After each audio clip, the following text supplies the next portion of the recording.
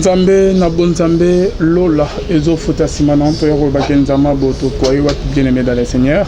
Merci na bino nyonso bozola na biso bobenga biso botika toujours connecté na meilleur site na bino chaîne na bino la voix céleste nzela lola et sika bonzambe ekitara na loyemo na maloba pe na misala bien aimé dans le Seigneur bino nyonso bozola na biso.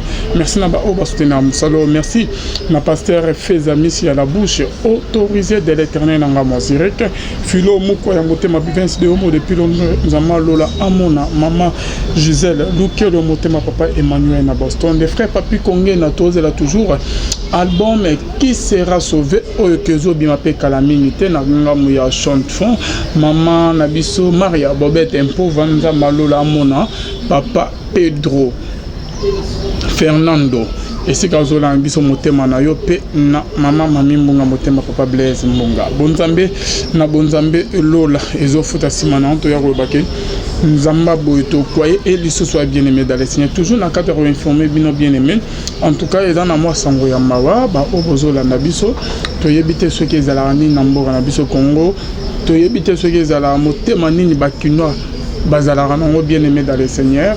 Tous ont informé bien que le prophète que Boyebi est très bien, le prophète Marquis et Fouata bien aimé dans le Seigneur, Bacheli poison. Nanyango Acheli prophète Marquis poison bien aimé dans le Seigneur. Aza vraiment na état mort critique. To prier les pour naïe bien aimé dans le Seigneur. To yebite. Et dans Baneko qui aya ko dénoncer les Bacheli poison. To yebite ezali ba collègue ne ba pasteur to yebite ezali nani ba relation to nani ateli Marquis et Frata poison bien aimé dans le Seigneur. En tout cas na minute on a biso les prophètes Marquis et Frata o ki aleka jeune prophète o aleka na ba émission awa. En tout cas, je crois que Boye bien réalisateur ko tshela biso mo image na ye pona ba o bazo ye ba été en tout cas ebele ba yebe tshela biso mo image na ye muke moi vidéo pona ba oyo bazo se rappeler na été peut-être à partir de vidéo tshela biso ba reconnaître ye. Il est temps au téléma vina yo eza ya tata mwasi na binote vina yo eza ya grande sœur na yote bitumba ya David ezalaki bitumba ya Elia bete Elia bazalaki déjà soda abundaka déjà mais combat ya David azalaki soda te ezalaki très différent.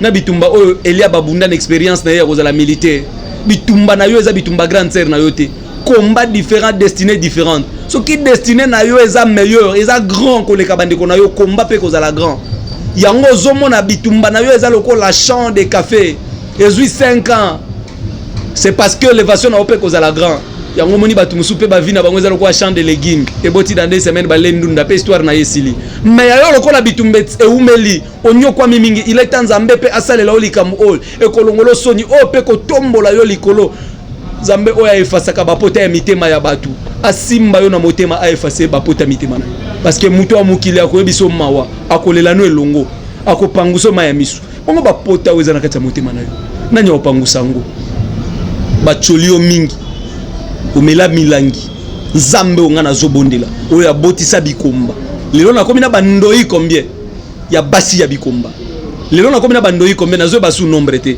bakomi combien o bazui kombo ya Marquis Efrata nzambe wanatala soke za malheur ya mama ya papa ya noko ya coutume na bino ya alliance kindoka famille na yo nde bakenda ko boa kelo milangi na libumu obota te au vivre kimiate nzamba kitabundela yo à travers prière autozo sala qui nous attire ces malheurs sokeza ka Jonas moko amulili Rekab moko Jonadab koko na bino atika kama loba ke bino malheur na malheur bien aimé même akufa moto ko kitana tombo bisika bakunda ye na vie na bino akenda na baga zoka nda kwa nganga nde wana bisika vie na bino ekenda moto ko kita kuna vie na bino ko bima prière autozo sala eza trop dangereuse na mutunyo so simba vie na yo Nzambalo la pambola yo bien aimé dans le Seigneur.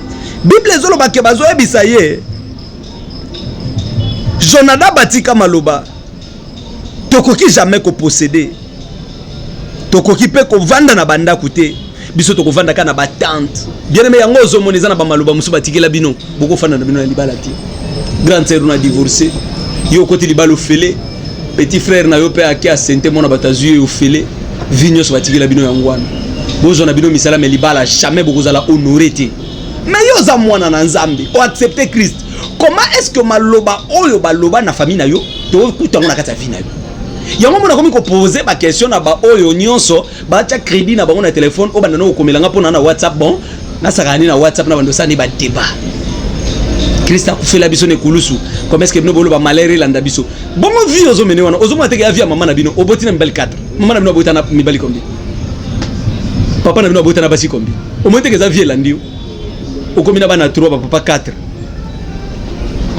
mona moko ye bagataza ya pichuto ya dadi nzamba lola pambola yo bien aimé dans le Seigneur aweza moment oyo au bonde la nzambe que 2019 chiffre de la fantôme chiffre 9 fois moi c'est abotaka papa ba mona ngandenge ba mona kinga kalate batu batalo ba mona ke makambe changer na vie na yo bien aimé bible zolo ba ke ba rekabite bazo bisa Jérémie tokotonga te tokovanda na banda kute biso kana se ya batante donc atikela bango maloba moko bazala kana vie moko ya pasi vie moko ya pamba pamba batonga te ba posséder te ba mela masanga te mais masanga o Jérémie azolo bela weza nini po mutu moko bi prophète ake musika ngana bando zelaka kota masanga parce que masanga na comprendre te aux psaumes chapitre 104 psaume chapitre 104 nzamba lola pambola ndeko moko oyo azolanda exhortation oyo akofukama azozelaka so na silisi awa amen ye pa banda ko bondela likola vi na ye nzamba lola pambola yo ezana bandeko oyo soka bengi azobisanga directement papa ndenge na bengi yo awa na bengi yo parce que nazalaki kolanda yo maintenant nazolanda yo nazalaki à genoux na bandeko bondela nzambe ke tango zo silisa nzambe oyo lola oyo yo asala bikamwa abundela penga bitumba oyo mulili oyo telema likola bomo inanga bien aimé dans le Seigneur nazana besoin que nzambe ya lola a visiter yo asaila yo bikamwa à travers exhortation oyo mukanda psaume chapitre 104 autant même 15e verset David azoloba le vent qui réjouit le cœur de l'homme et fait plus que l'huile resplendir son visage et le pain qui soutient le cœur de l'homme le vent qui réjouit le cœur de l'homme bien aimé na kata combat spirituel le vent qui réjouit le cœur de l'homme ezani eza lipamboli eza délivrance eza changement oye ko jouir motema na yo na kati ya combat spirituel eza likambo yo lukaka banda kala eza libala oyo lukaka banda kala eza musala oyo lukaka banda kala netoka bande ko ba témoigner ki nzambe awa ya ba misala misusu to na ba témoignage awa na tshela yo lelo atanda mbupi olanda le vent qui réjouit le cœur de l'homme na kati ya combat spirituel le vent qui réjouit le cœur de l'homme on nzamba zo bisa prophète zo masanga pesa bango c'est pour dire quoi oyo ba bande ko zanga banda kala oyo tungisa bango pesa bango yango ki ba pesa bango dans la maison de l'Éternel.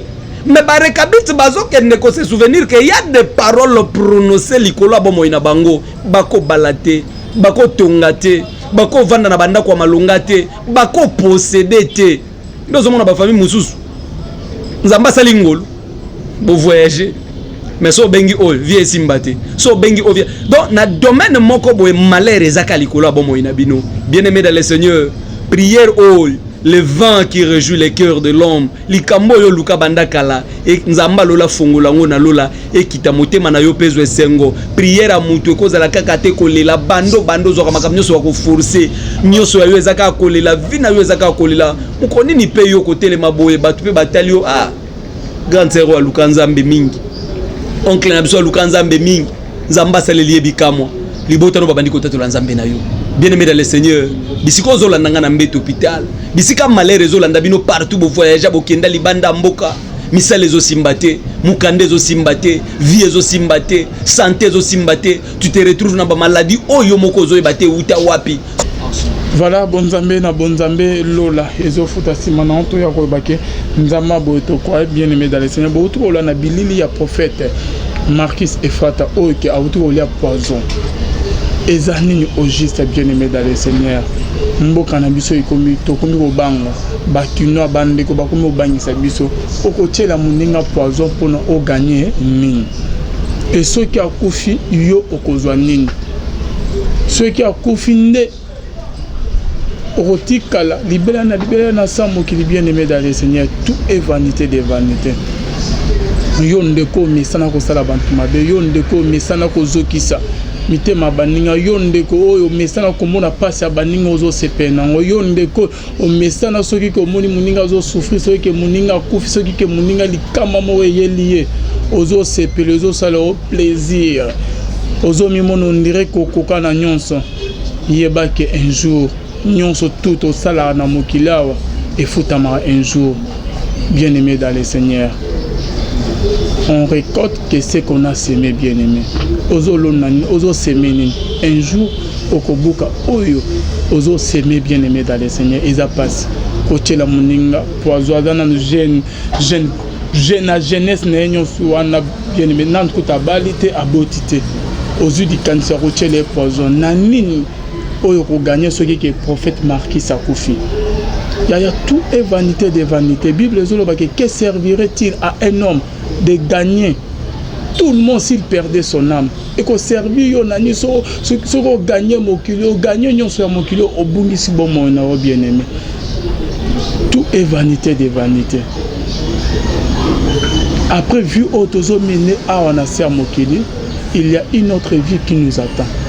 Mais pose-toi maintenant la question, si aujourd'hui, bien-aimé dans les Seigneurs, est-ce que vous avez pris ce qui le lot que Nzambe a bengio au Kolobanaïni? Est-ce que tu es en train de faire ce que l'Éternel attend de toi de faire ici sur la terre?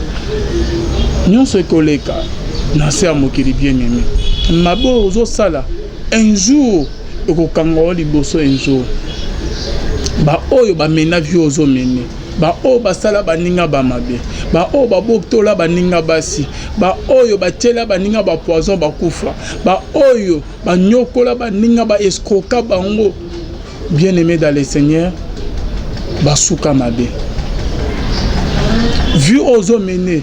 Il y a eu d'autres personnes qui ont rien de nouveau sous le soleil, bien-aimé dans le Seigneur. Et là, voici qu'ils ont été bien-aimés. Oh, Ezali, Ezalaka, oh, Yope Kozala, Ezalama déjà. Ils ont vraiment passé dans le thème, Koyoka San, Komona, Elenge Mobile, Azo souffrir, Nambetu ya hôpital. Nous sommes ceux qui pour nous, ceux qui pénani. Ozu courage, motema mabe ya kokende kotiela moninga poison ya kotinda bani et ceux qui paient banamba qui ont la Marquis poison ceux qui le Marquis Sakoufi okozwa nini. Heureusement Dieu est au contrôle, bien-aimé dans le Seigneur, et le quoi mabe comme la Marquis nous avons na contrôle azobi qui ça déjà Marquis beaucoup mon a rozongela les choses ba émission mais yo ceux qui ont changé motema mabe na ote. Ceux qui ont mis Jésus-Christ comme Seigneur et Sauveur de la vie, ceux qui ont mis ça ya mabete, un jour au kolela, un jour au regretter na ba mabenyon tout au salaba ninga mais rozala trop tard. Voici les moments, il est temps. Nous avons azopé chance que au bongo la motema pesa vino na kolo. Ça ne sert à rien au Salamoninga Mabé. En tout cas, bien aimé dans le Seigneur, nous avons informé Bino, et dans que les prophètes Marquis, malgré que Mikolo, beaucoup de monde a monaïté, Miko parce que dans l'émission, presque chaque semaine, 2 fois, 3 fois par semaine, dans l'émission, Mikolo, bon, était parce que après émission, dernière émission, prophète Marquis. Bachela qui est poison, Adam a poison, Adam gravement malade dans l'hôpital, dans l'état critique, et nous avons contrôle dans tout, changement des alliés, beaucoup de monde a calamité, mais oignons tout, l'année biso nous avons là à mon avis, oyo, yebi prophète Marquis, beaucoup de bengaye, dans numéro yangoan so ipe karoyamba, bosolo là, naye, ça qui n'en déconne. A expliquer bino ba détail tout ya likambo oyo ke ekomelié bonzambe na bonzambe lola ezofuta simana to ya robakenzama boto kwa merci na Arnaud oyazasi ma caméra merci na bino tout bolana biso on se retrouve à la prochaine bye bye.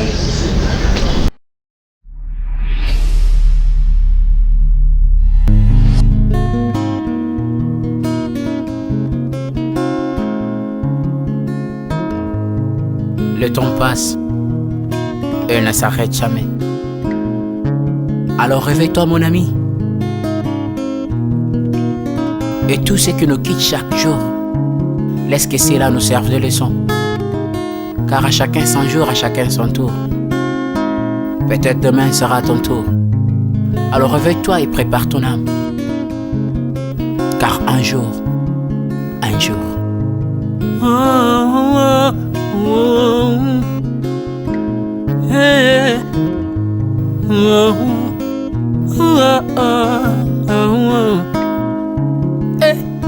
Le temps passe passe, le jour s'envole, s'en va si vite sans laisser de traces. Comment faire pour l'arrêter, car il nous amène vers le jour de départ. Yeah. Tous efforts avant nous n'ont pu l'arrêter. Il s'en va sans arrêt, sans pitié, ni nous laisse le temps de faire nos bagages et de tout mener. Le temps passe, le jour s'envole, s'en va si vite sans laisser de traces. Comment faire pour l'arrêter, car il nous amène vers le jour de repas. Tous efforts avant nous n'ont pu l'arrêter. Il s'en va sans arrêt, sans pitié, ni nous laisse le temps de faire nos bagages et de tout amener. Il s'en va seul sans nous. Faut me perdre tout plutôt que de perdre son âme, À quoi bon tout gagner, ben sera que vanité. À quoi bon tout gagner, perdre son âme si l'on est censé de tout laisser.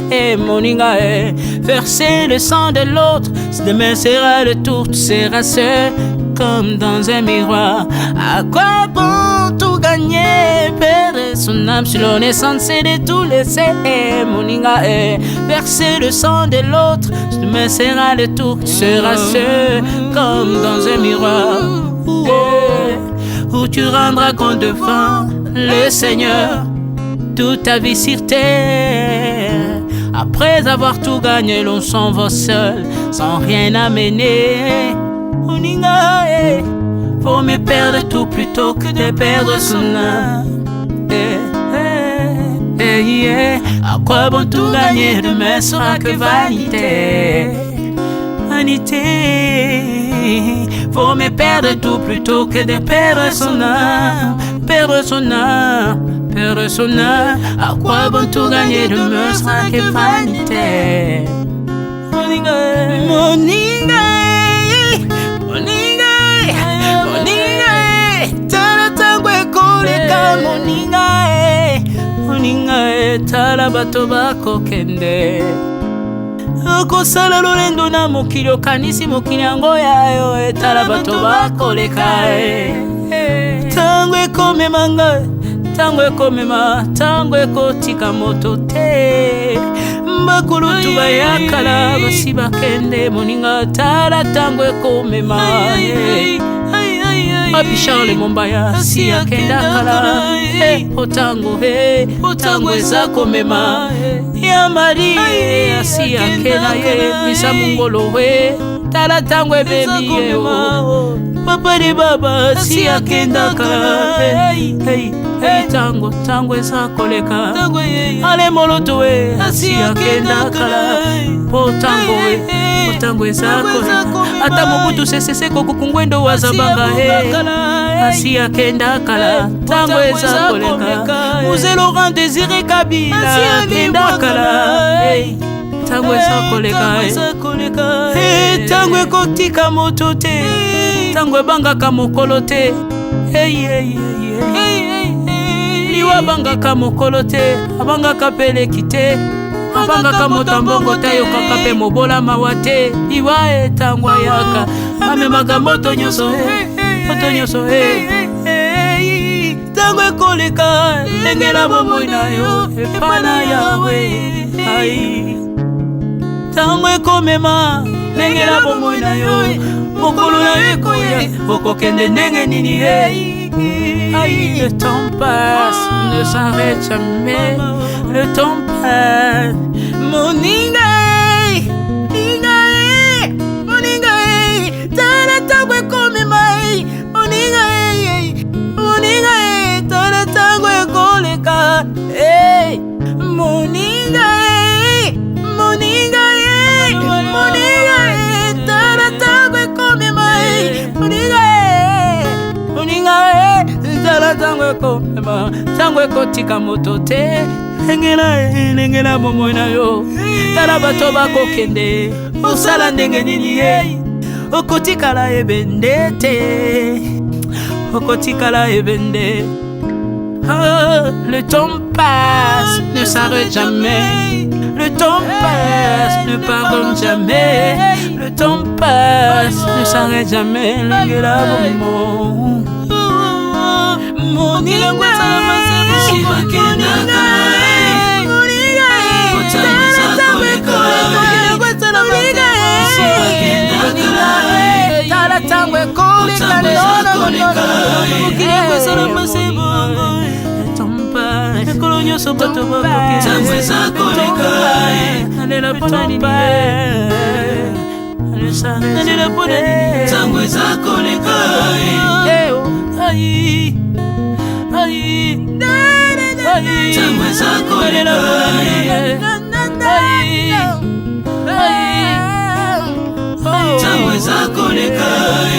le temps passe. Oh, Alvin et Béa, tala tango ekoleka.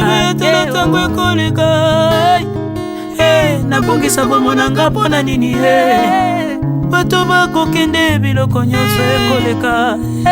Nalela tina nini natangisa makila na boma bato pona nini soki nyonso ekoleka. Un jour nabanga kufa pona nini soki naza putulu ya pamba mokolo ezali na koleka. Le temps passe.